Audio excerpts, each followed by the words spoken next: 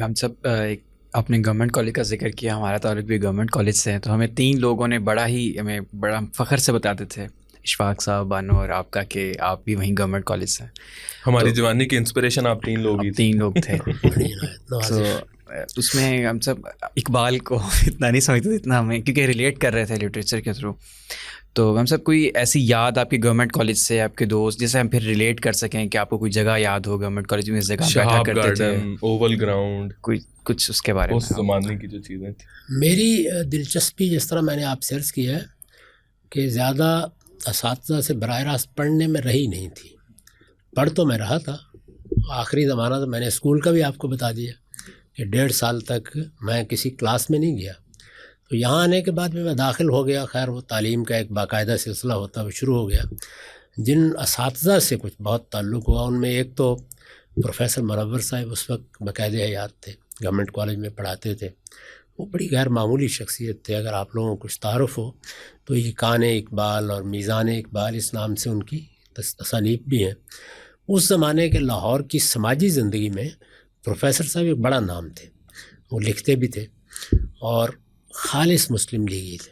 یعنی خالص مسلم لیگی اور مسلم لیگی میں فرق ہوتا ہے. بالکل. قائد اعظم کے عاشق زار آپ اندازہ ہی نہیں کر سکتے.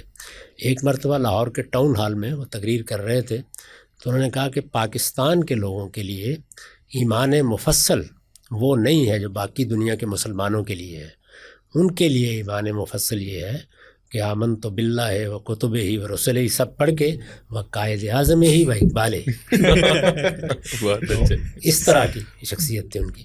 عربی زبان کے شاعر، ایک جید عالم، اردو زبان کے بھی شاعر تھے.